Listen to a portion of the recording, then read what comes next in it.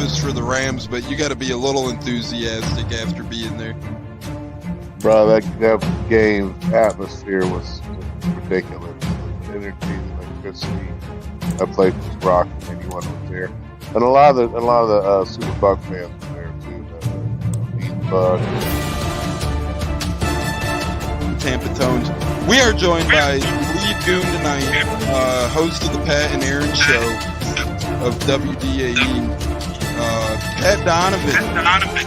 And it sounds like Stunna is bumbling a little bit. Going to put him on mute for a second until that gets a little cleared. But we're joined by Pat Donovan. It looks like Stunna's hanging out with Cheech and Chong in a car with the windows up or something over there. It does look like we got a little... No, my camera's broke. It's Saturday. Welcome back, everybody. Saturday Showdown here on the Buccaneers with my great brother, J-Lo from the Buccaneers as well, my great podcast partner and co-host. We'll bring him in here shortly, but remember, get used to it. Every Saturday morning, usually will be about 20 minutes beforehand, about 10:30 Eastern time for kickoff, but it's preseason right now. We're shaking the rust off as well. So, but yes, normally, ladies and gentlemen, join us at the 10:30 a.m. Eastern mark right here on the Buccaneers every Saturday for not just Bucs pregame show, but for college football talk, NFL chatter, NFL buzz, fantasy talk, gambling advice, and so much more. The Buccaneers are here to be your one-stop shop for the weekend to get ready for the world of football. And to get ready for the world of football, how better to do it than with the man, the myth, the legend himself, the great J-Lo, the big Gator fan, Buck fan. J-Lo, 1 week away from college football kickoff. And tonight we got a great Bucs preseason game in the Battle of the Sunshine State. Bucs Jaguars on our hands. I'm very excited for what lies ahead within the next 7 days here on the calendar. It's like Christmas, man. It's getting more exciting. We're getting some football action, man. I'm telling you, it's going to be a fun night tonight watching some of these players try to ball out and make this roster. You know, the practice session's over. Enough of the practice talk. You know, Bucs got done. No. We're gonna be live tonight with the pads on. Let's show out. And Gator Nation, we're almost back, baby. Bring on them freaking Hurricanes. Yeah, and reminder, it is week 3. As Olivia's joining us. Hey, fellas. Whoa, J-Lo on camera. He's always on camera. What the hell are you talking about? He's always on camera.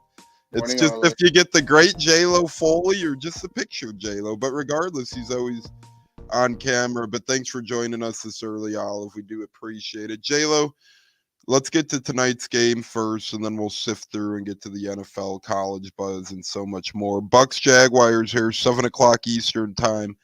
It should be a decent game, and I say that because of this. I actually like these preseason games where backups seem like they're fighting for spots. Depth chart battle is happening. And that's what's going to happen today because it is game 2. Not a lot of starters in terms of power guys. By power guys, I mean the big N names will be starting for the Bucs. Kyle Trask seems to be in line. And then Todd Bowles uses next week, week 4, our third game, as his dress rehearsal, which to me is a perfect strategy. I'm very excited for tonight's game to watch the roster battles, to watch the depth chart battles, J-Lo. I think a lot of good young talent are going to make their names heard tonight. No, absolutely. You know, I want to see more of this running game going. I want to see more of Liam Cohen's play calling. You know, I want to see more. I want to see more of Trask. I want to see him go out there and maybe have an even better outing than he did last week.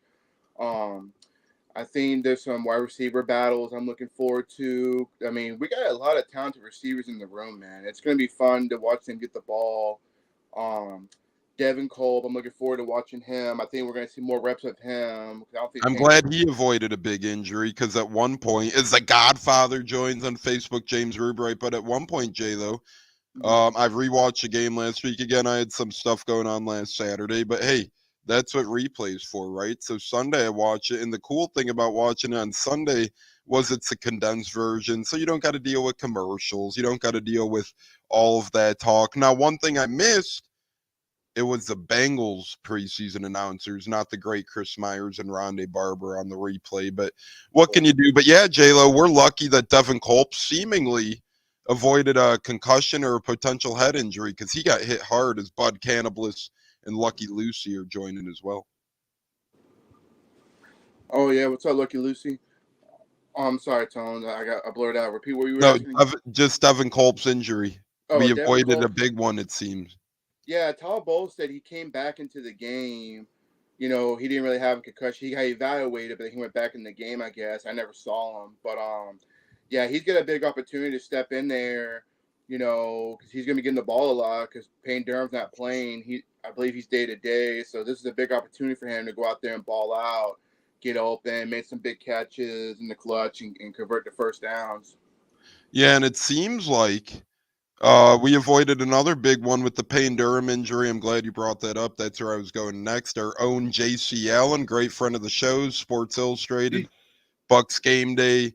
He has a couple pods out there as well, but he actually was the one to break the news on the MRI results of Payne Durham coming back pretty positively. Is Christopher Cole. Morning, everyone. Happy game day. Happy game day to you, Christopher. How the hell are you? Howdy hey, howdy ho. J-Lo, thoughts on Payne Durham potentially avoiding a big injury? And kind of funny, not funny in a good way, but kind of ironic, I should say, that two potential injuries to this Bucs offense so far have come from the tight end spot, seemingly. Devin Culp, although he avoided it, and now Payne Durham, although he avoided it. Maybe we got a Superman room in the tight ends room with Van Dam helping shore up those guys. Yeah, I mean, unfortunate with Payne Durham with his minor injury he has going on. I expect him back hopefully next week, get him going out there. To me, he's already tight end too. I think he's going to be a good red zone threat. I always liked the kid, you know, where he came from. I believe it was Purdue. The guy that Yep, touchdown he did. machine. The guy, you know, he was a touchdown machine at Purdue in the red zone. So I'll be looking more forward to year two of Payne Durham. And we got a great room of tight ends. I mean, we already know what K-Don can do. We know his potential. And then you have Payne Durham and Devin Culp, who I think are pretty dead spot on, you know, at the same pace, in my opinion. And then Keefe, you know, you can't leave him out either because, you know, to me, he's a good blocker, good special teamer. You know, if you're going to make this roster, you got to be able to play special teams. So it's going to be a fun decision what they do with that group. I remember when we talked about really intriguing group of four, if you ask me. Absolutely, and we might come to the point to where we may have four tight ends. Tones, we don't know. I mean, it's gonna be a tough decision because you know whoever gets cut, a team is gonna scoop one of them up easily. So, I think you know all four of them got a good shot at all making the roster, depending how the other roster moves look, how thin we are on the other positions. So we'll see what happens. But for the most part, you know, Payne Durham, I think he's gonna have a upgraded year from last year. You know, if he stays healthy. What do we see more of this year, J-Lo, since we're on a fun talk with the Bucs tight end room? Do we see more, not counting K. Dotton, so this is for Keefe / Payne Durham / Devin Culp. Do we see more receptions combined by Keefe, Payne Durham, and Devin Culp? Or do we see more Bucko the Bruce minutes spent on the Buccaneers podcast in the fall and winter of 2024? What do we see more of? I don't know, man. I think the reception group definitely gonna be Bucko's time, man. I mean, it was like a rare occasion seeing him on. So I say the three tight end you just talking about in receptions over Bucko's time.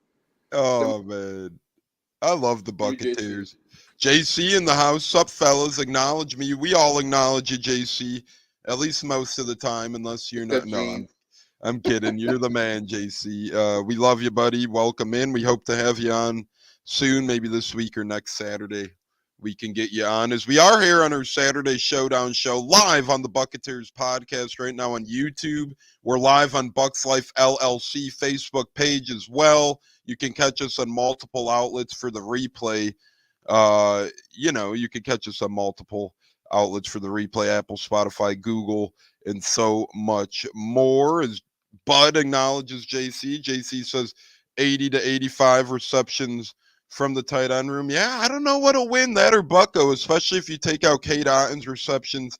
You figure that's probably 30 to 50 of the 80 right there would be K. Dotton. So you're looking at like half an episode of Bucko or the rest of the tight ends. That's going to be a tough one That'll be a real tough one because Seminole guy, Bucko, he does talk a big game, and then seemingly on Saturdays he wakes up a little later because of the bourbon consumption. But can't hate the man for that. He's got Florida State football to worry about and JCL, and so it looks like he's predicting Keith ain't going to make the roster. Even if he does, he'll only have a handful of receptions, most likely anyways. Again, I was at Keith's first career touchdown in 2022 against the Browns, where the Bucs should have won that game, but they did blow it. We won't talk about that here.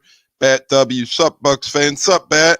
Glad to see you back on another great Saturday. Hope Saturday's going great for all of you. So, J-Lo, let's talk about your guy, your Gator guy, Kyle Trask. He's starting yet again today, presumably, and he should be getting a lot of the snaps today. I'd say at least probably, a half of the snaps. So what's your thoughts on what we've seen in camp, preseason week 2, and now we're going to see preseason week 3? Kyle Trask will be playing another prominent role for this Bucs offense. What say you on Trask? It's looking like, the team is really pushing him to win the number 2 quarterback job, obviously. I thought Wolfer might get the start tonight, but I guess they're really pushing Trask to go out there and see what they have in him. I guess he had an okay practice. I think he threw 2 picks on one of the days of the joint practices. One wasn't really his fault. The other one, he tried throwing to Keith, but he kind of overthrew him, I think, because Keith is not really, that. He ain't going to go up and get it. No, so I don't know what that was about. But for the most part, Trask, I feel hopefully will have a rebound. I know I said he could be a potential surprising cut or trade, but let's see. I don't think we'll cut Trask only because we're not paying him anything, and he's been serviceable in terms of a roster spot that usually does cost some cap room. He doesn't come on a big cap hit. No, and plus, I just feel that the team still has hope in him to at least be a capable number 2 guy. With God forbid, Baker goes down, then Trask would be the next guy in. But hopefully that doesn't happen. But obviously they believe in him to be the number 2 QB. Let him get his reps in. Maybe have a better outing. Better deal with the receivers. He throws the ball to, better connection. So we'll see. I mean, I'm hoping the best for Trask, not only as a Gator fan, but also as a person. Like you said, he's a great guy, man. Great guy in general. Hopefully, like I said, hopefully he'll ball out. And God forbid if he has to go in during the season, he'll be ready, hopefully. But in the meantime, you only seen him in Indy last year in terms of getting thrown in the fire, and he went in at the goal line and. He had a chance to score, but Bucs put 3 on the board, but not really his fault in that game, as we are joined by the great JT Olson of Bucs Report. JT in the house. We love JT over at Bucs Report. We hope to get him on the show soon. He did say last week he'd hop on. So once the regular season starts up, we're going to be kicking it into full gear, full motion in terms of who the hell's appearing on the program between JT, JC, Anthony Gator, former Buck, maybe Big James Canada again. So these are some potential guests you could be seeing in the very near future, as we love to talk football here. But a lot of tight end room talk. Yeah, JC, again, I think you missed it, though. Although Keith only has 1 to 2 receptions a year, the goal is who gets more catches. The Bucs tight end room minus K. Dotton or Bucko in terms of minutes spent on the pod. So that could be a big 1 to 2 minutes that Keith provides from those 1 to 2 catches that Bucko might not be able to keep up with. I'm just so used to our tight end. And that's hilarious, Bud, because we do always try and pad the tight end room, right? We had O.J. Howard, very high draft pick back in 2017. He never really seemed to find his footing. It seemed, he just never really got to go. Although he did win a Super Bowl here, and then he went to Houston and spent a couple other years elsewhere as well. I think Cincinnati tried to sign him, but, they ended up going with another tight end. So then he went to Houston. Buffalo tried to give O.J. Howard a shot. I mean, Bucs always do try and pad the tight end room. Cam Brate was a great long-time tight end here. Obviously, Gronk we acquired. So now you're seeing the Bucs try and build up the tight ends, taking him throughout the past couple of drafts and hoping that one of these tight ends hits. And it looks like K. Dotton is kind of leading the way in terms of potential and favorability. Our guy, Bucs Nation, morning, guys. Happy Bucs game day. Let's get at it again tonight. Yes, good morning to you, our friend. Looks like you had a nice little training camp this summer, Bucs Nation. I seen you and Rashad White link up. That's beautiful. That's great. J-Lo, once again, this Bucs program and team continues to provide the youth and a lot of the fans goodwill and good spirits, and this Bucs team just seems to get it in terms of fan relations with themselves. Absolutely. I mean, it's all about the fans, man. You know, and the players respect that. They take the time to go up there, sign autographs. They have time, have like a brief 2-minute conversation. You know, you gotta give props to the Buck players, especially you guys like Rashad White, who's all about the fans for sure, not about himself. You know, he's just a one of a kind guy. And then you have other players like, for example, some of the linemen. I mean, like I said, at the end of the day, we got a good group of guys on the team off the field that just, you know, that love the fans and take the time. So, you know, I for one appreciate that because that's what this fan base, you know, really enjoys the most is interaction with the players. Yeah, and I'm hoping to get to have some good fan interaction when October 13th is Sunday. I head down to NOLA, row 1. I just got my tickets. I'm row 1 in the Beast of the Belly in October when the Bucs go to the Saints. I'm right next to the Bucs tunnel, row 1, ready to cheer the guys on. And then the game before that, actually, for my mom's birthday, we're going down to Atlanta on October 3rd for some Thursday night football. Haven't gotten my seats for there yet, but I hope to have some good player interactions. I'm sure I will. As Bat says he wants to see Tucker repeat his performance. Thoughts on Sean Tucker, J-Lo? I know we keep giving him chances, and last week he finally seemed to come through. I wouldn't mind giving the former Arizona running back a little bit less touch this week. Williams, he didn't look that great last week in terms of production with the Bengals. I think he averaged only 2-point-something yards a carry. He was a UDFA out of Arizona, which is fine. Give him his chances. But at the end of the day, I want to see more of these running backs, and I'll list them as follow. Because, again, I don't think we really need to see Rashad White. I don't really think we need to see Chase Edmonds. Those two roster spots are pretty safe to me, and I think they'll both make the team. But I want to see more of Sean Tucker, who had 10 for 68 last week with the bad drop this past week in practice, though, that resulted in an interception as well. So I need to see improvement on Sean Tucker's hands. Yes, he ran great, but he's got to pass block better, and he's got to catch balls better. Bucky Irvin, 6 for 28 and a touchdown. Jefferson, the former Kentucky back, I want to see more of as well. So to me, J-Lo, between Sean Tucker, Bucky Irvin, and Jefferson, I want to see those three carry the cream of the crop. Williams, I think, ends up fading away here on this Bucs team. And White and Edmonds, I don't really think need the reps.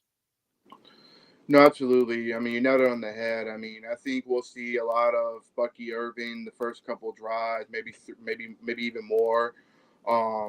Raymond Jefferson, I think he's earned to go in before Williams. So I want to see more of Sean Tucker as well. I want to see him on special teams too. Put him at kick return. Let's see what you got in the guy. I mean, this guy's got plenty of juice. I mean, watching his college highlights, the dude was a stud. You know, and I think he's gaining more confidence carrying the ball because with a guy like Liam Cohen working with him, you know, creating running plays and stuff. I want to see more Sean Tucker in the first half and a little bit of the third quarter too before you throw in Raymond Jefferson to take over, you know, depending on the score, depending on how the game plan's going. Sean Tucker, I think, has got a good chance to make the roster. Could be that running back 3, depending on Edmonds, on his health. If Edmonds is healthy come season opener, then obviously Tucker will be RB4. You know, but I think he makes the roster for sure because he's got potential. Just between tight ends and running backs, it's going to be hard to shape up those rooms. A lot of tough decisions to make. Wide receiver, you kind of have it easy because you got Evans, you got Godwin. As Bat says, Godwin will have a huge season. I think so as well. I think he's going to be incredible. But you got Evans and Godwin locked in. You got Palmer and McMillan locked in as your main 4. And then really 5 should be, I mean, well, maybe not 5, but one of the spots, whether it's 5, 6, or reserve, is going to be filled by Sterling Shepard, like the DJ Moore role last year. So you really only not DJ Moore, David Moore. I'm sorry, the wide receiver on Carolina now. He came to the Bucs last year. He provided some veteranships and familiarity with Dave Canales' offense at the time. He provided some good moments as well. If you remember, had that long touchdown that he almost threw down too early against Green Bay. But then you look a couple of years before that, we kept bringing in Rashad Perriman and then shipping him out as well. So the Bucs love to hang on to that veteran receiver. I think Shepard does make it, but only 1 or 2 receiver spots up for grabs. Running back, tight end wise, it's like you got a lot of good competition there. You got a lot of good depth there to kind of trim off the fat, J-Lo. So, and there is really no fat, which does make it tough. But who's your player to watch tonight? We're talking a lot of running back, talking a lot of tight end, talking some wide receivers. Could be defense, special teams, whatever it might be. Who's one guy you're keeping an eye on tonight, J-Lo? And if you had to predict the score, I know it's only preseason, but how do you see this one ending up? I say Chris Braswell. I say be on the lookout for him. I think we're going to see a little bit more pass rush out of him tonight. I think we're going to see him get after the quarterback. So I'm looking forward to seeing him. And then plus, I'll throw one more, J.J. Russell. I want to see more of him out there. Love J.J. Russell. I think he definitely reestablished himself making the roster after the way he played last week. I think he definitely is going to be on the roster for sure. God forbid injuries go down. But give me Chris Braswell to keep an eye on the watch. As far as the score goes, I say give me Bucs 20, Jaguars 13. I'll go with the same score from last week. I think it's going to be a low-scoring game again. I think both offenses are going to struggle. Even though we got Mac Jones on the other side and C.J. Beathard, I think they're going to, we're starting experience, so they might have an advantage at that. But we'll see. I mean, if Brian Thomas Jr. plays, I think he will. That'll be interesting to see how they cover up. That's why I think Braswell will have to get. And we got to remember too, all these people who are freaking out, Brian Thomas having a huge week of practice. Half of those pass attempts to him would have resulted in sacks or such of that nature. The drill is set up to let the receiver run his route and finish running his route. So Todd Bowles even said it and negated a big play from Trask because they were saying, hey, Trask looked good out there, made a huge play, huge throw to Trey Palmer. Todd Bowles said wouldn't have counted, he would have been sacked. So, yeah, a lot of these big plays were happening on both sides of the ball, and Brian Thomas Jr. made some of those, J-Lo, but at the end of the day, it seemed like Bucs would have had at least 7 or 8 sacks back there. So I doubt how much criticism was really deserved on the behalf of the Bucs defense like we've seen on Twitter. Well, plus you got to look at the coverage. Who was in there covering them? It was a bunch of backups. No respect to the players, but you know what I mean. I mean, the stars weren't really out there. So at the end of the day, like I said on one of the Twitters when they posted that little deep route touchdown he got, whatever, they're in shorts. They're not even in pads. There's no pressure on the quarterback, because they're not allowing you to touch the quarterback. So I agree, yes. Good for the Jetsville fans. You want to get hyped over that? Fine, get hyped. But let's just remember last year we beat the crap out of you the day before Christmas when you had some of that talent, and we put you on the bench. So I don't really care about sunshine. Jetsville don't scare me. So I agree. I'm throwing some shade of gray there. I'm not a big Trevor Lawrence guy myself. And you look at the film, you look at the numbers. He's a good kid, great attitude. Okay. He wants to win football games. He did it at the college level. I just don't see it at the NFL. This kid's a turnover machine. I don't have him in my top 10 quarterbacks. I know a lot of people would say Tones is dumb, this or that. He's top 20 to me, and he's near the back end of the 20. If you watch him, he's inconsistent as hell. One game, he'll throw that football around fucking 4 or 5 times, should be intercepted. Defense ends up coming down with 2 or 3 of them, but really should have 4 to 5 picks. If you watch this guy, he turns the ball over nonstop. He fumbles a ton. He's a better version of Jameis Winston, J-Lo. That's what he is. He's a better version of Jameis Winston. He wins a couple of more games, and he plays a little bit smarter than Jameis, but in terms of turnover and whatnot, he's Jameis. And that's why it leads me to Baker Mayfield. Big year for Baker. This is a huge year for Baker. Year 2, finally in a team because Cleveland tossed him to the curb to get the masseuse man and Deshaun. That didn't work out too well. I bet you ask their fans, they probably regret it. That's another story. Then he went to Carolina, got thrown out like a wet pretzel.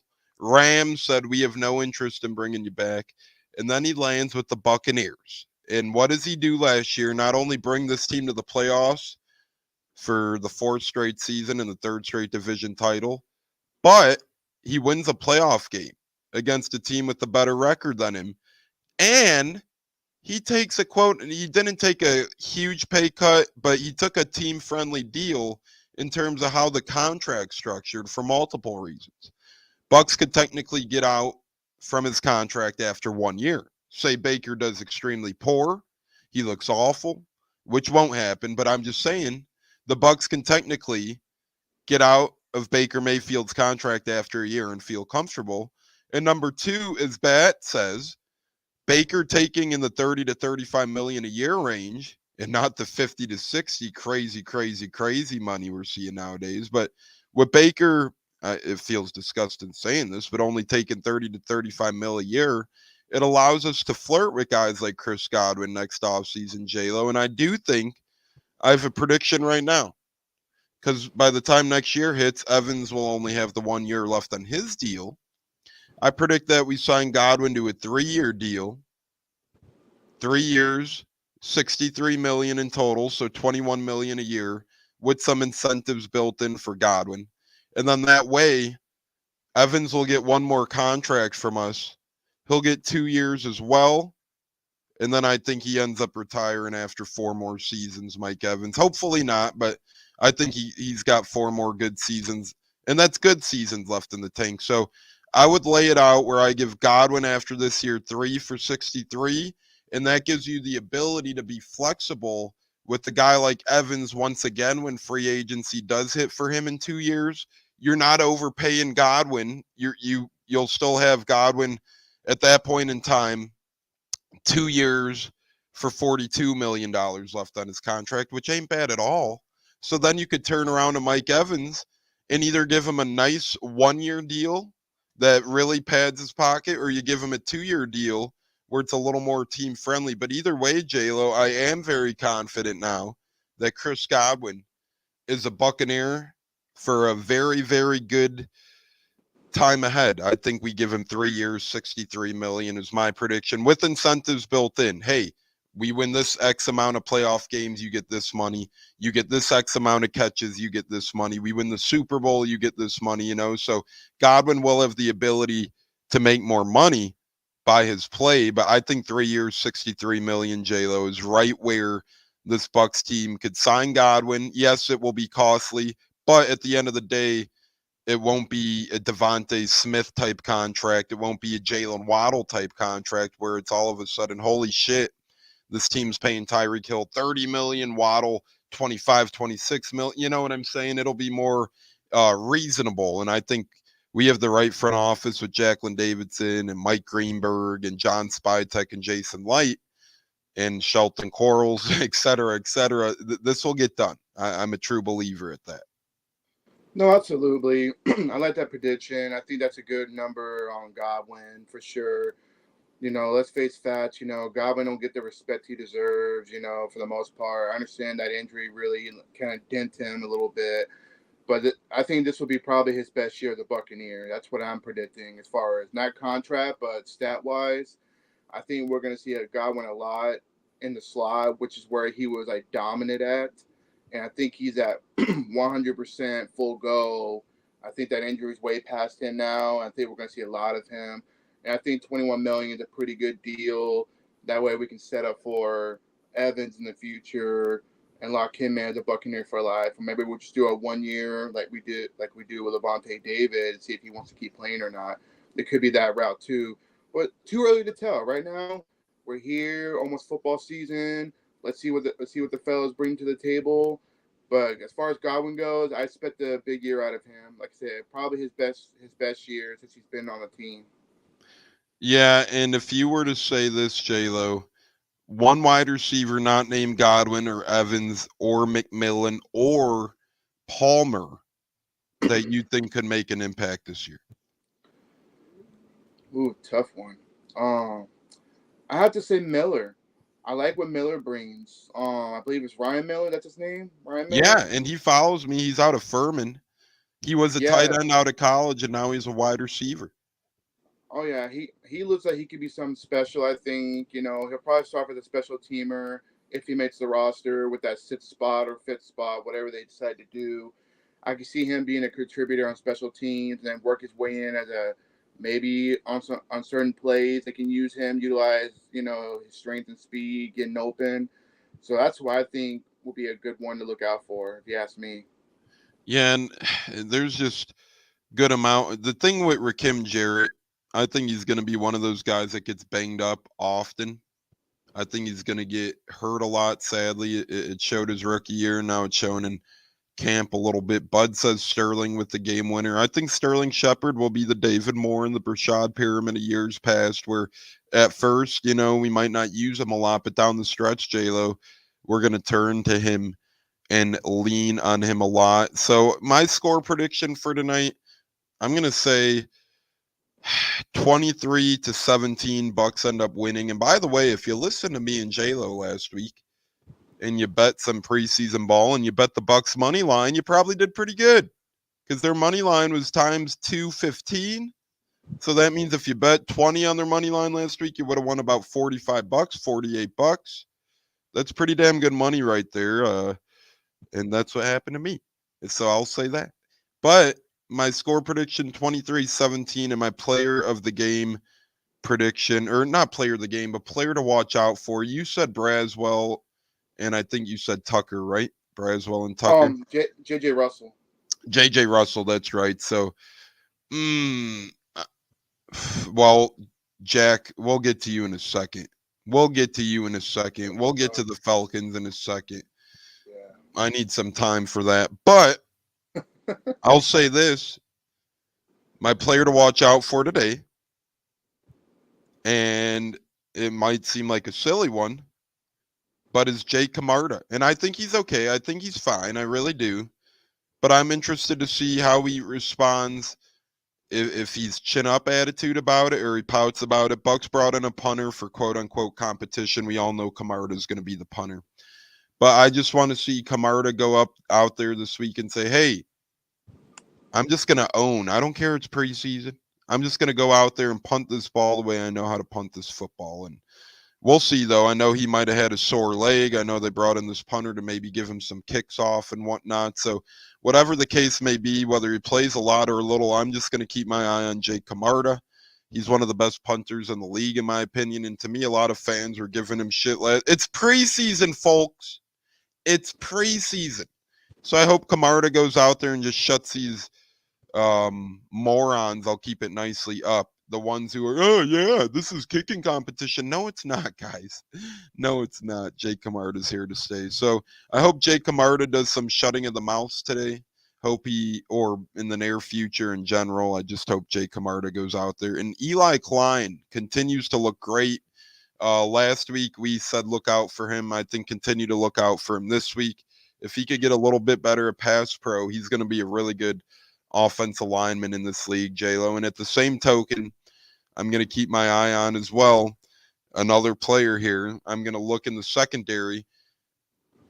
Kayvon Merriweather. All of a sudden, it's a crowded secondary, safety and cornerback-wise. UDFA from Iowa last year, made a couple plays last year. But I think he's got to really continue to step up if he wants to make a roster in general. And I'm going to be interested to see if he has his game today because I think that a guy like him with the crowded secondary has a lot to prove out there. Oh yeah, beyond Shavadal, I already think he's already made his name known in the roster. Excuse me. I think he'll have another good game tonight. I like him as a good, solid backup behind Jordan Whitehead or Anton Warfield Jr. I know he's being cross-trained on both safety positions. I think, and you can't go wrong with an Iowa player, man. That university has sent out some dogs on defense, so that's another thing I want to throw out there. He's come from a very good defense, a good school that's been producing defensive players besides tight ends over there. But I think he'll definitely be safety number 2, special team guy, as a gunner to go out there, shut down the punt returns. So he's a solid player. I like him. Yeah, and real quick thoughts on next week's game. We're going to get more into it down the road, but Bucs do return home next week for their preseason finale against Miami, and we're going to have joint practices as well. So, quick thoughts on next week's game and practices with the Dolphins. It'll be more of a dress rehearsal. Oh, it'll be interesting. I think the Dolphins are going to have a better season for sure. I think with that pass rush they got going on, drafting, I believe Chad Robinson in that edge room. I believe Phillips came off the pup, so I think he's back in the fold now. It'll be a good joint practice. Tyreek would definitely give Dean and Zion McCollum some good practice, get them prepared for the season for sure. Tua Tagovailoa, time to go out there and show why you got paid so much money. On that point, I still think he's not great. I think there are other better quarterbacks than him, but he ain't the worst. But it'll be interesting to see, and hopefully we'll see Baker and Mike at least get a drive or two, in there to kind of get a feel for the game. We're all getting hungry. We all want to see Baker and that lean going offense, man. Just seeing the other 2 quarterbacks in there, I'm ready to see some Baker, man, and Rashad White. Let's see some of those starters out there to kind of get the fans, a little hyped up for the season opener. And couldn't agree more, J-Lo. Once again, you guys are tuned into the Buccaneers here, our Saturday showdown. We have a couple more Bucs topics, and then we get into the world of fantasy, college football, NFL, and so much more. We do still talk Bucs in those as well, but it balances out a little bit more. So quickly before we get to our Bucs Bet segment, J-Lo, thoughts on Atlanta? They're trying to make moves this week. Matt Judon for a 3rd-round pick from the Patriots. He was disgruntled in New England. I'm fine with that. Again, he's getting older now, 32 years old. He's about to turn. And remember, JPP started his downward trend around 31, 32 years old.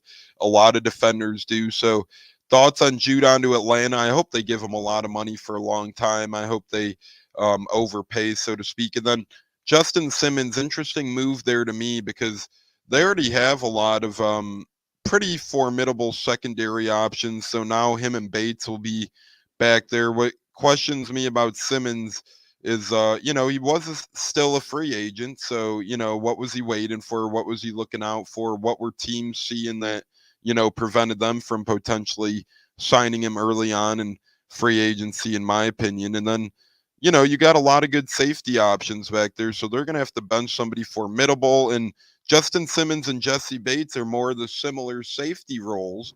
They kind of play the same type of role out there. So it's going to be an adjustment for them trying to get used to their own definitive roles. I think Falcons are still, I think they're good competition, but I don't think they have what it takes to beat the Bucs yet. Now, 2 to 3 years from now could be a different story, but at this given time, give me the Bucs over the Falcons still to date. I mean, I think we're in much better shape than the Falcons, truthfully. The continuity, I feel with the offensive play caller we got who had more experience in Zach Robinson, I feel like he's going to have some rust, a lot of learning to do. Raheem, I think he's a very underrated defensive mind coach. I think the defense is going to have some rust too, like Matthew Judon is going to have to come in, catch on to a new defensive scheme under Raheem Morris, and depending if he can stay healthy, we'll see what happens for that goes. I like Matthew Judon.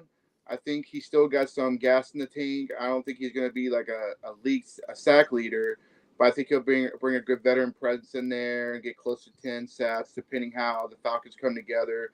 And then I agree, Simmons, he was out there for a long time. Something must have, I don't know, maybe some of these teams might have saw something we're not seeing what's going on with Simmons, because he was one of the most respected safeties in the league for a couple seasons. And then he just kind of fell off the trend and got released and was a free agent for a long time. But good luck to Atlanta. I mean, the fans want to hype up on paper. Okay, yeah, you got a roster, but can they execute? And Kirk Cousins, he's a talented. And could Raheem coach? Could he be the head coach again? Remember, he was here in Tampa, had one nice year, but overall not that great. When he interned coach in Atlanta, J-Lo, let's remember this is his second stint being an Atlanta head coach. Didn't go all too great the first time either over there. So I like Raheem. I think he's a hell of a coordinator. Don't get me wrong. He has a good, vibrant mindset in offense and defense. But at the end of the day, I just don't know if he's head coach material. This is his third go at it. Could be the last one if he flips there. Very could be. You know, it's going to be hit or miss. It just really depends what these players can do. Can they play in his scheme? Because he had success in LA, won a Super Bowl as a defensive coordinator. But at the same time, you're in a different environment. You know, Arthur Blank, you know, I think he's a good owner, in my opinion. I'm not saying he's the worst. I'm not saying he's the best. But I kind of question the Raheem Morris hire, you know, because he, like you said, he did finish his interim coach back in 2020 season for the Falcons. Had somewhat of a little spark, but not a big spark, you know. So that just goes to show that there's still questions around Raheem Morris. But good luck to him. We'll see what happens when we play them. I still think we'll probably split with them depending on, you know, what week it is. Because, you know, the Creamsicles we play really bad in.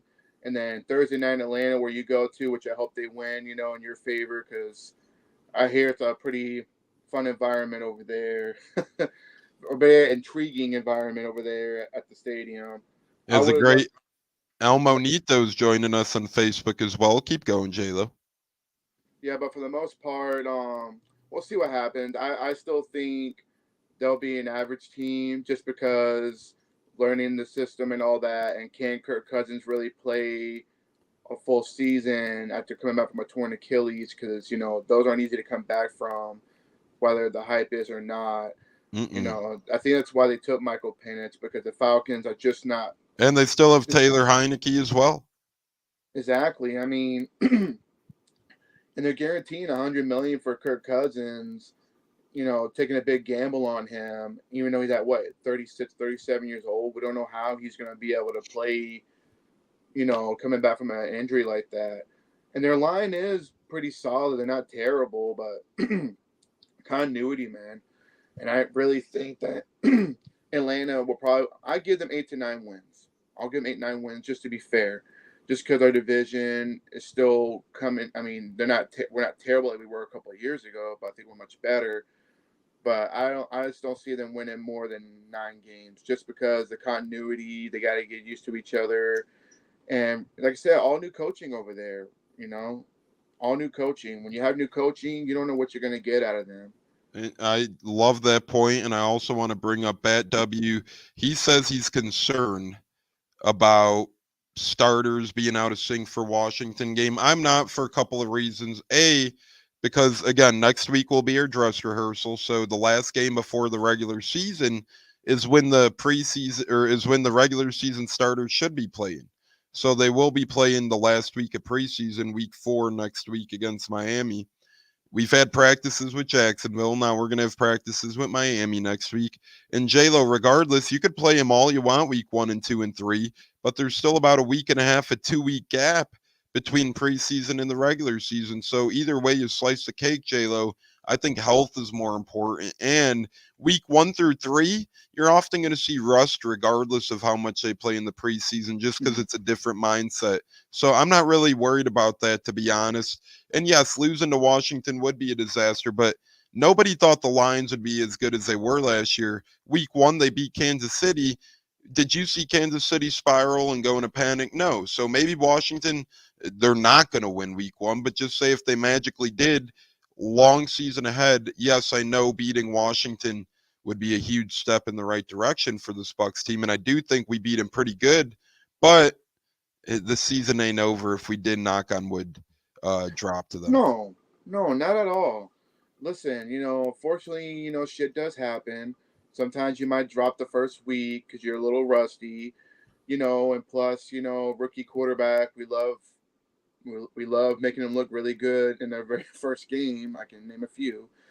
But no, I mean, I wouldn't be so concerned about it. You know, if they drop week 1, you know, maybe use as a wake-up call. Take it as advantage going to Detroit. But I'm seeing a win the first week. I'm not worried about it. You know, Washington's got a lot of growing pains to go through when it comes to, like I said, like Atlanta, new coaching, continuity. Jaden Daniels is going to feel the pressure because Bowles is going to throw the heat on him on the pass rush to get after him, have him make mistakes, and having Jordan Whitehead back to help out is a huge plus because he was a big part of our defense during our Super Bowl run. Yeah, correct. Exactly.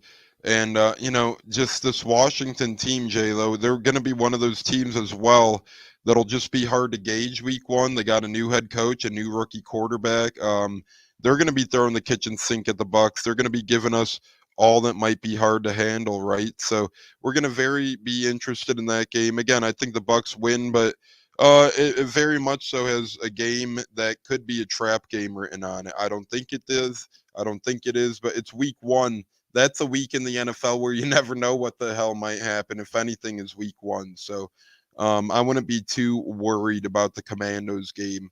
Hopefully, exactly. But if we keep penalties down, and I do think this roster is constructed without those penalty guys nowadays. And speaking of penalties, we hope you don't get a penalty if you lose your bets. It's time for our Bucs Bets segment, J-Lo, weekly here on Saturday Showdown. J-Lo and I are going to go through some of the top Bucs bets and that could maybe win you some money. If you listened to us last week, you cleaned house. You won on Bucs spread, you won on Bucs money line, and you won on the over for your Tampa Bay Buccaneers. We told you to take all of those things. So if you were lucky enough to do that last week, good for you, and your pocket is a little bit bigger this week. But J-Lo, we're going to get right into a Bucs Bets here before we move on to the world of football. And once again, tonight's game, 7 o'clock Eastern, or 7:30 Eastern, 6:30 Central, that is. So 7:30 Eastern. J-Lo, Bucs money line is times 143. To give you an idea, if you put $20 on that and the Bucs win, you win $29 almost. Going to add in some music here for this segment. But J-Lo, are you risking $20 to potentially win $29 for your Tampa Bay Buccaneers tonight? And again, they won with the money line last week, and it was a hell of a lot more than it is tonight. I would throw 20 to win 29 on the money line. Oh, absolutely, yeah. $20 for 29. Let's ride. Let's do it. Next Bucs Bet, as you guys are tuned into the Buccaneers, this is our Bucs Bet segment. We're having some fun with music. Bucs +4. Are you taking the Bucs spread here? So for you newbies out there, that means the game starts Buccaneers 4, Jaguars nothing. If you were to take that, are you taking that, J-Lo? Yeah, absolutely. I'm a gambling man today, so yeah. I'm taking the spread too. It wouldn't make sense to take the money line and not the spread. So give me the spread, damn it. Over under 37 total points in the game, J-Lo. Are you going over or under here? Both teams have to combine over 37 to hit the over. I think I'm going to stick with under. I did under last week, so give me under again this week. And then, yeah, under. We'll go with the under again. Bucs hit their over last week, but the game in total hit the under. J-Lo, last but not least, Buccaneers Q1 spread. They're getting 1.5 in the first quarter.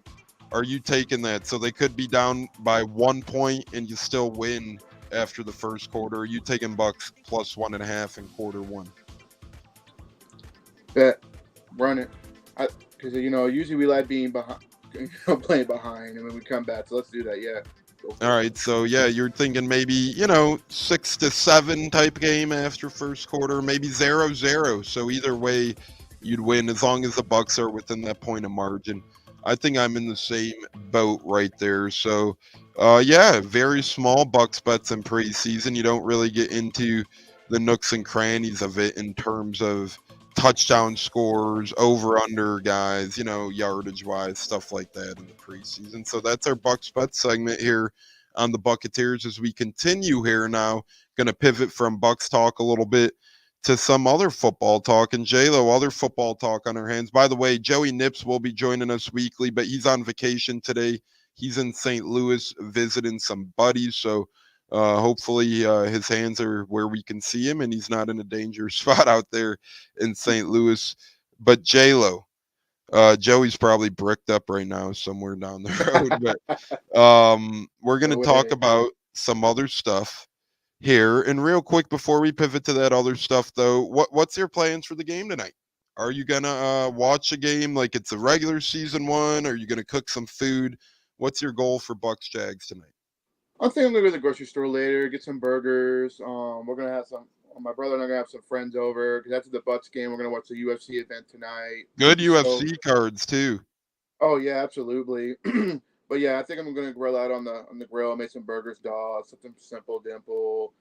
Crack open some cold ones, enjoy the game with my brother. Just kind of watch the backups because my brother, he's just Buccaneer football. He don't really, he really don't study all the backup players. So I kind of give him pointers and tell him, hey, this guy's good. Check this guy out. So, but yeah, that's what my plans are tonight for sure. Just hang out with my brother, the fam, and just watch some Buccaneer football, and then watch some UFC fight night.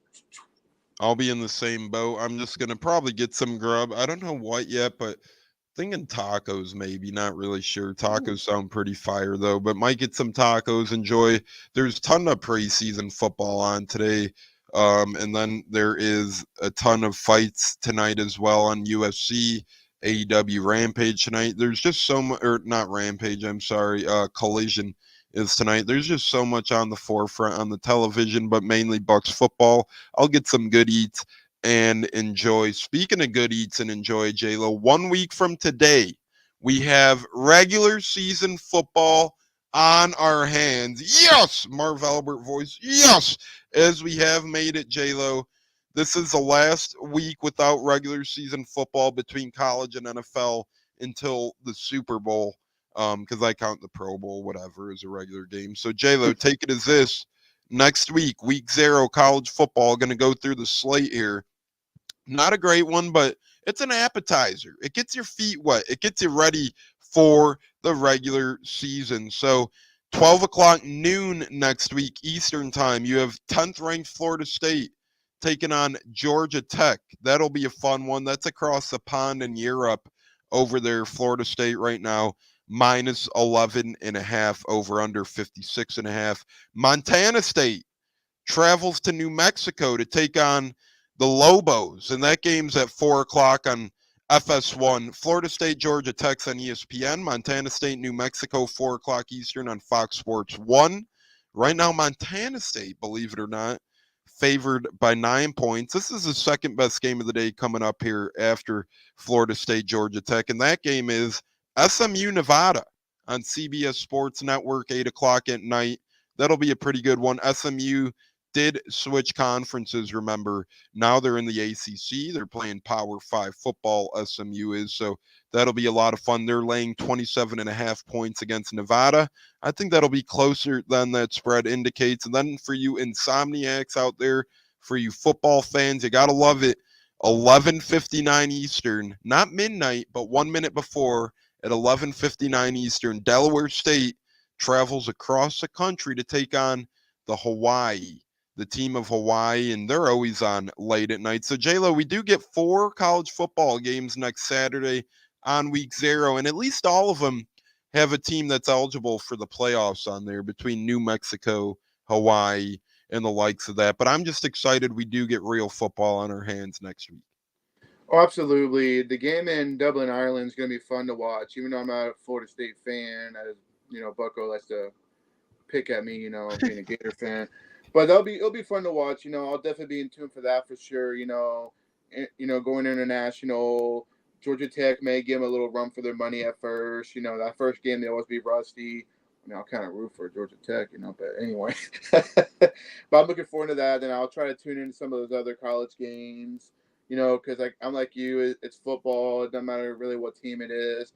And plus, you get a chance to do your own little scouting, for the future Bucs. Just kind of look at some of these players like, wow, this kid's good, and I kind of like him. Maybe someone we can look forward to in the draft. Because I'm like you, I like doing those kind of things. Looking for those smaller school guys that Jason Light really likes in his recruiting staff. So that'll be interesting to watch. And J-Lo, you hit the nail on the head. You could do your own self-scouting, self-recruits, and if you start watching the first games through the entirety of the bowl season, next thing you know, when you're watching the NFL Combine or when you're watching the NFL Draft or when you're on Twitter, now called X, refreshing like crazy, trying to get the UDFA signings, you're going to recognize a lot of names you watch across the season. Same goes for basketball. If you're a basketball fan, you want to keep in touch with the rookies, you watch college. Football is even more extreme in that, though. And it's no time like the present. Again, 4 games next week. Then J-Lo, Thursday, August 29th, just about a week and a half away. We have 21 college football games on that night. On a Thursday night, 21 games. You have teams, I'm not naming matchups, but just some of the teams playing. Rutgers, 24th ranked NC State, Wake Forest, Central Florida, UL Monroe, Buffalo, Bowling Green, Central Michigan, Arkansas, Toledo, number 11 ranked Missouri, number 22 ranked Kansas, North Carolina at Minnesota, Colorado home against North Dakota State, Coastal Carolina at Jacksonville State. You have UAB in action, Tulane in action, Tulsa in action, 12th ranked Utah in action, rivalry game in Illinois, Eastern Illinois at Illinois, San Jose State is a nightcap. And then that Friday night, you get 6 games as well.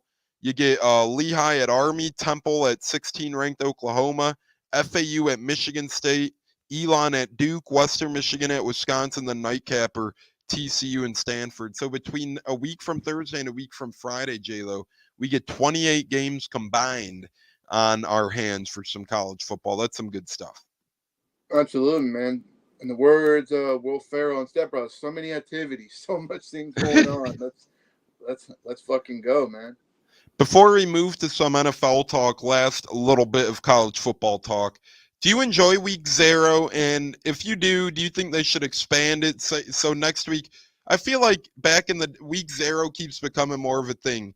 When just 5-6 years ago, I feel like they had one game on week 0. It was a night game. They built around it, not some appetizers around it. But then last year, I think there was a little more action, 5 or 6 games. Now you get 4 games. Do you think 4 to 6 games is enough for week 0, J-Lo, and just as much as an appetizer as that is? Or do you think they should reduce that to just one night game? Or do you think they should up that to about 8 to 10 games potentially on week 0?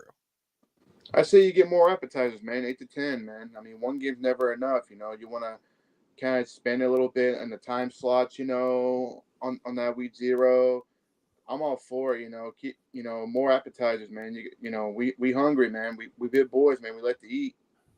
Yeah, and Nikki has a question saying, is Bucs game on TV in Orlando tonight? Yes, it is on what's their home station in Tampa? Because I believe it's on the same thing, J-Lo. It's on I believe it's going to be on the CBS channel. That's where the last Bucs game was on last week. And I think it's going to be the same thing. It'll be the CBS channel or the NBC channel, one or the other. Yeah, and once again, 7:30 Eastern time. Orlando, it will also be on the radio on WESH.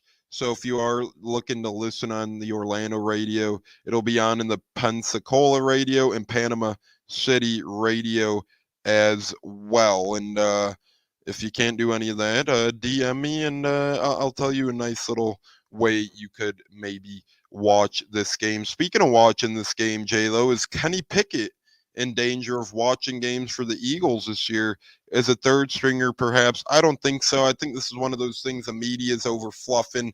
You know, you got a guy like Tanner McKee as a nice fourth quarter against a bunch of third and fourth stringers, Eagles, Patriots the other night. But Kenny Pickett didn't look awful. And when he did play out there, I think he gave Philly some fight. I think he's a good competent backup to Jalen Hurts. What say you, J-Lo, on the status of Kenny Pickett in the Eagles quarterback room going into the season? He's QB2. You know, he has NFL game experience. I feel like, you know, he just needs to sit and learn the game. But to me, there's his career. He's going to be a QB2. Guy can step in there if Hurts goes down, get the offense going, you know, learn the playbook.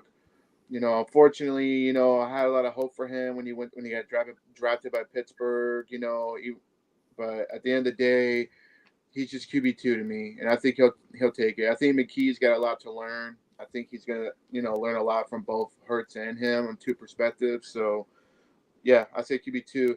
And can we all just enjoy, you know, Devin White? Just we're talking about the Eagles, watching them just have. He got pancaked by everybody under the sun. Exactly. I mean, don't we just love enjoying, you know? And he's still talking, you know. I'm like, hey, Eagles fans, have you beat him down yet? You know, have you quite, went after him a little bit. I mean, I would love to get an Eagles perspective right now on how they feel about Devin White. But, yeah, I mean, this guy's looking like he may be on the bench most of the season. Yeah, I'm sure. going to pull up a couple Devin White tweets here from the course of the Eagles game on Thursday night. Again, this is Eagles fans or just NFL people watching the game. But Nakobe Dean was in practice today over Devin White on first team, it seemed like. And then we have, I'm trying to find the real funny one that I saw from the game the other day. Hold on here a minute. Oh, Devin White, big liability if all Vic can do with him is effectively blitz. That's what Devin White is, right? He could blitz well, but other than that, he's a one-trick pony. Another tweet, sorry, Eagles fans, but y'all are going to find out how bad Devin White really is. Another tweet, did I just witness Verdarian Lowe bully Devin White? Am I in a different dimension? So a lot of people are coming up and maybe realizing that Devin White ain't all that in a bag of chips, J-Lo. Nope, he's not. And as you see, he's still struggling. I don't know. Like I said, that 2020, we had a taste of what potentially could have been a legendary linebacker here in Tampa, but nope. He's just going to fall on the bench. He might cry at his agent, say, hey, I want out of here, trade me, release me, like he did last offseason, saying that he wants to be traded and praise the Eagles. He'll win real quick, and then fantasy football pick'em now. From the Eagles, speaking of Devin White and the Eagles, we're going to get into some fantasy football because Devin White, I like talking about the guy, but, it is sad because he did fall a good bit out there, J-Lo. But fantasy football, rapid questions. Going to ask you 3 questions. Just tell me who you prefer on your team for the year 2024. Just pretend this is a standard non-PPR league. Just, we're just having fun here. J-Lo, for the 2024 season, would you rather have Bo Nix or Gardner Minshew as a fantasy backup quarterback?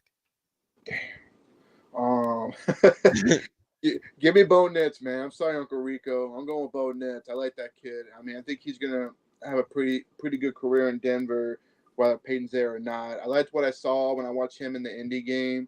So give me Bo Nix. I think next year and the years beyond, I'd agree. But this year, give me Gardner Minshew. I think Vegas is going to try and fucking Vegas, keep mistaking that. But Vegas is going to keep trying to get Devontae Adams footballs. They got Brock Bowers now as well. Minshew's kind of playing for his career in terms of starting quarterback wise. This might be his last shot. Aiden O'Connell. He might be competition, but not really. I think Bo Nix is a better career ultimately. But for this year in fantasy, give me Gardner Minshew. J-Lo, next up here, we're going to be talking about a couple of running backs here in the NFC South we're going to. Are you going with Alvin Kamara or Bijan Robinson if you had to choose one of these friendly foes on your team in fantasy football? Lifelong back Alvin Kamara, often first-round pick, or Bijan Robinson? Bijan Robinson. I think we're going to see a lot of carries out of him. I think Kamara is not what he used to be. I feel he is just a guy in a uniform now. He'll make some plays here and there, but he's not going to be the spectacular guy that Robinson's going to be this year. So give me Robinson.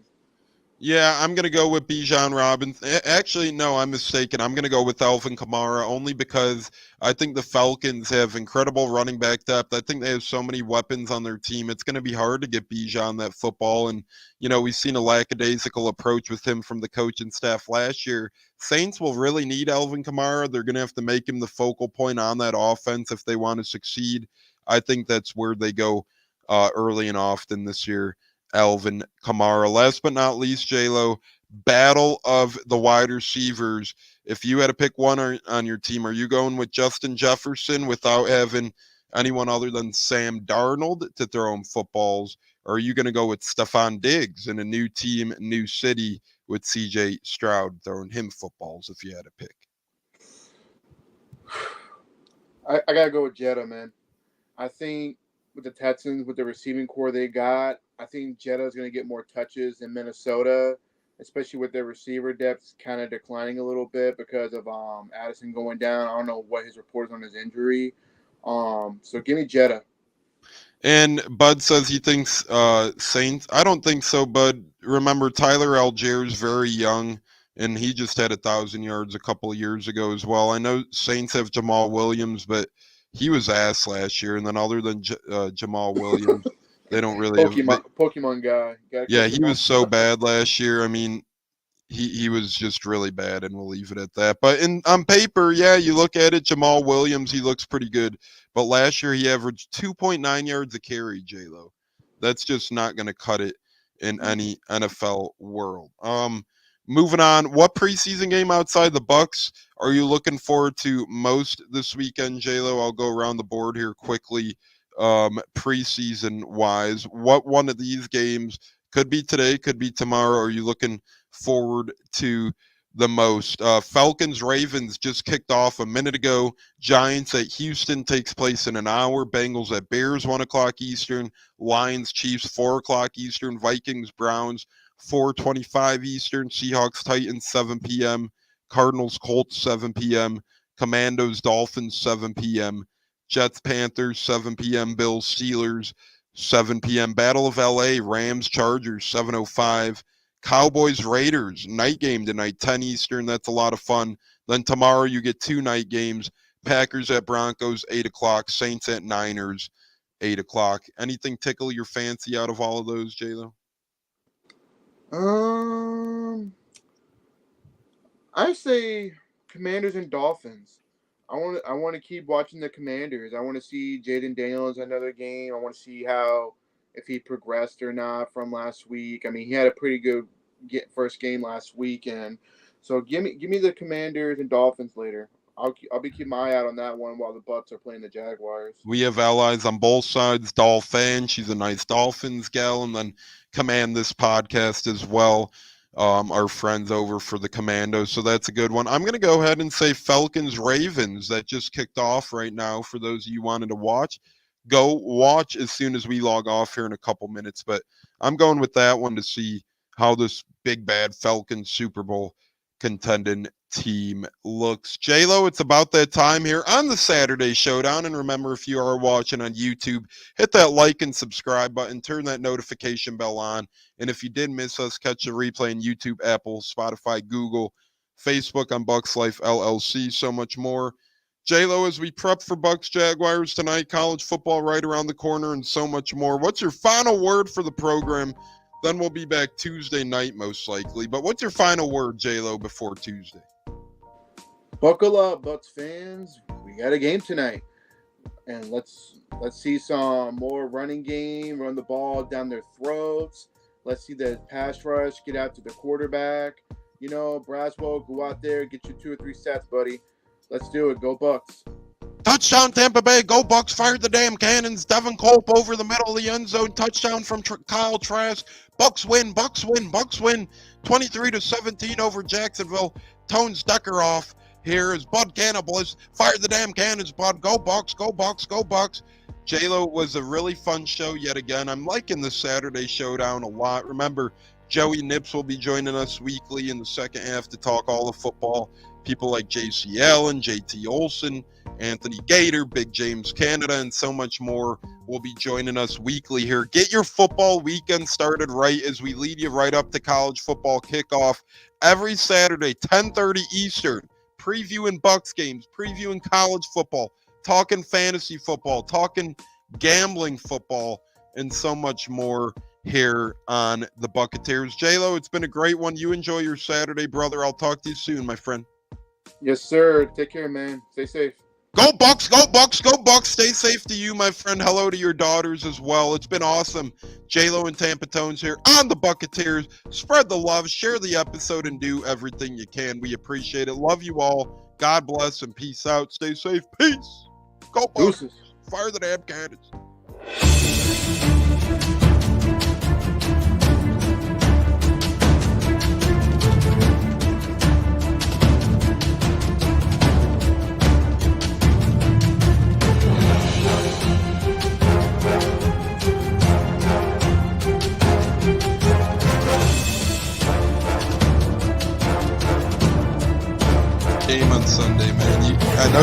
Travis for the Rams, but you got to be a little enthusiastic after being there.